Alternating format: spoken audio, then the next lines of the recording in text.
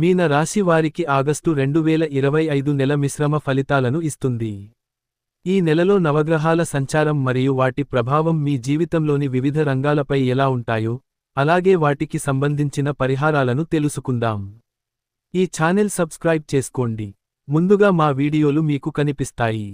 మీన రాశి ఆగస్టు 2025 గ్రహ ప్రభావాలు. సూర్యుడు ఆగస్టు నెలలో సూర్యుడు సింహరాశిలో, అంటే మీ 6వ ఇంట్లో సంచరిస్తాడు. ఇది ఉద్యోగం, ఆరోగ్యం మరియు శత్రువులకు సంబంధించిన ఇల్లు. 6వ ఇంట్లో సూర్యుడు అనుకూల ఫలితాలను ఇస్తాడు.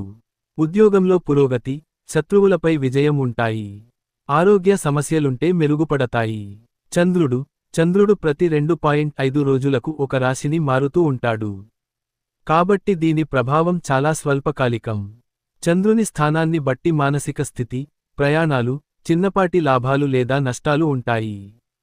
కుజుడు అంగారకుడు. కుజుడు ఆగస్టులో కన్యారాశిలో, అంటే మీ 7వ ఇంట్లో సంచరిస్తాడు. ఇది వివాహం, భాగస్వామ్యం మరియు బహిరంగ శత్రువులకు సంబంధించిన ఇల్లు. ఈ స్థానం వ్యక్తిగత సంబంధాలలో కొంత ఉద్రిక్తతకు దారితీయవచ్చు. భాగస్వాములతో వాదనలు జరిగే అవకాశం ఉంది. బుధుడు ఆగస్టు నెలలో దాదాపు అంతా సింహరాశిలో, అంటే మీ 6వ ఇంట్లో సంచరిస్తాడు. 6వ ఇంట్లో బుధుడు అనుకూల ఫలితాలనిస్తాడు. కమ్యూనికేషన్ మెరుగుపడుతుంది. ఉద్యోగంలో మంచి అవకాశాలు ఉంటాయి. పోటీ పరీక్షలలో విజయం సాధించే అవకాశం ఉంది. బృహస్పతి గురువు మీన రాశి వారికి మీ 4వ ఇంట్లో, మిథునరాశిలో సంచరిస్తాడు. ఇది ఇల్లు, కుటుంబం, తల్లి మరియు ఆనందానికి సంబంధించిన ఇల్లు. 4వ ఇంట్లో గురువు కుటుంబంలో శాంతిని, ఆనందాన్ని ఇస్తాడు. అయితే గురువు మీన రాశికి కేంద్ర కోణాధిపతి అయినందున, ఈ స్థానం కొంత మిశ్రమ ఫలితాలను ఇవ్వవచ్చు. విద్యార్థులకు అనుకూలంగా ఉండవచ్చు. శుక్రుడు ఆగస్టు నెలలో కర్కాటక రాశి మరియు సింహరాశిలో సంచరిస్తాడు. కర్కాటక రాశిలో ఉన్నప్పుడు, మీ 5వ ఇల్లు, ప్రేమ సంబంధాలకు అనుకూలంగా ఉంటుంది. సింహరాశిలో ఉన్నప్పుడు, మీ 6వ ఇల్లు ఆరోగ్య విషయాలపై దృష్టి పెట్టాలి, అనవసర ఖర్చులు ఉండవచ్చు. శని మీ జన్మరాశిలో, మొదటి ఇంట్లో, సంచరిస్తూ ఏలినాటి శని 2వ దశను కొనసాగిస్తున్నాడు. ఇది వ్యక్తిగత ఆరోగ్యం, వ్యక్తిత్వం మరియు సాధారణ జీవితంలో ఒత్తిడిని పెంచుతుంది. పనులలో ఆలస్యం, ఆటంకాలు ఎదురవుతాయి. సహనం చాలా అవసరం. రాహువు మీన రాశి వారికి 2వ ఇంట్లో, మేషరాశిలో సంచరిస్తాడు. ఇది ధనం, కుటుంబం మరియు మాటలకు సంబంధించిన ఇల్లు. రాహువు ఈ స్థానంలో ఉన్నందున ఆర్థిక విషయాల్లో జాగ్రత్తగా ఉండాలి. అనవసర ఖర్చులు, కుటుంబంలో అపార్థాలు తలెత్తవచ్చు. మాట తీరుపై నియంత్రణ అవసరం. కేతువు మీ 8వ ఇంట్లో, తులారాశిలో సంచరిస్తాడు. ఇది ఆయుష్షు, ఆకస్మిక లాభాలు, నష్టాలు, రహస్యాలకు సంబంధించిన ఇల్లు. ఈ స్థానం ఆధ్యాత్మిక వృద్ధికి, పరిశోధనలకు అనుకూలం. అయితే కొన్ని ఆకస్మిక సంఘటనలు లేదా ఆరోగ్య సమస్యలు తలెత్తే అవకాశం ఉంది. ఫలితాలు. వృత్తి, వ్యాపారం, ఉద్యోగం. ఉద్యోగులకు నెల మధ్యస్థంగా ఉంటుంది.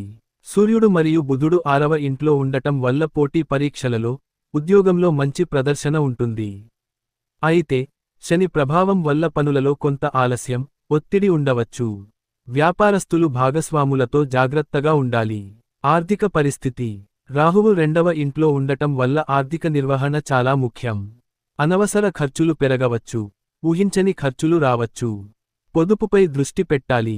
పెట్టుబడుల విషయంలో తొందరపడకుండా ఉండాలి. ఆరోగ్యం పట్ల ప్రత్యేక శ్రద్ధ అవసరం.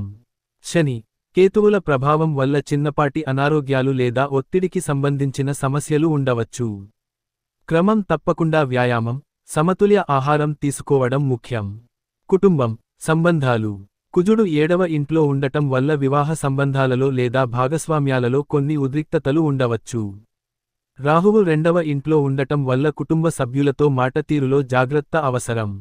అయితే గురువు 4వ ఇంట్లో ఉండటం వల్ల కుటుంబంలో పెద్దల సహకారం లభిస్తుంది. విద్యార్థులకు ఈ నెల మిశ్రమ ఫలితాలను ఇస్తుంది. బుధుడు 6వ ఇంట్లో అనుకూలంగా ఉన్నప్పటికీ, శని ప్రభావం వల్ల ఏకాగ్రతలో సమస్యలు రావచ్చు. కృషి పెంచడం, ప్రణాళికతో చదవడం మంచిది. పరిహారాలు. గ్రహాల ప్రతికూల ప్రభావాలను తగ్గించుకోవడానికి మరియు అనుకూల ఫలితాలను పెంచుకోవడానికి కింది పరిహారాలు పాటించవచ్చు. శని దేవాలయ సందర్శన. ప్రతి శనివారం శని దేవాలయాన్ని సందర్శించి నువ్వుల నూనెతో దీపారాధన చేయండి. శని మంత్రాలు. ఓం శం శనైశ్చరాయ నమః అనే మంత్రాన్ని 108 సార్లు జపించండి లేదా హనుమాన్ చాలీసా పారాయణం చేయండి. గురు పూజ. గురువారం రోజు గురువు, బృహస్పతి పూజ చేయండి. పసుపు వస్త్రాలు ధరించి, పసుపు పూలతో గురువును పూజించండి. పేద బ్రాహ్మణులకు దానం చేయండి. రాహువు పరిహారాలు.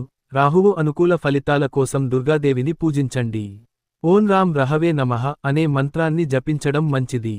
కేతువు పరిహారాలు. కేతువుకు సంబంధించిన దోష నివారణ కోసం గణపతిని పూజించండి. ఓం కెం కేతవే నమః అనే మంత్రాన్ని జపించడం మంచిది. ఆదిత్య హృదయం. ప్రతి ఆదివారం ఆదిత్య హృదయం పారాయణం చేయడం వల్ల సూర్యుడి అనుకూల ప్రభావాలు పెరుగుతాయి. బుధవారం గణపతి పూజ. బుధవారం నాడు గణపతిని పూజించడం వల్ల ఆటంకాలు తొలగి, విద్య, కమ్యూనికేషన్లో మెరుగుదల ఉంటుంది. మరిన్ని వీడియోల కోసం మా ఛానెల్ సబ్స్క్రైబ్ చేసుకోండి.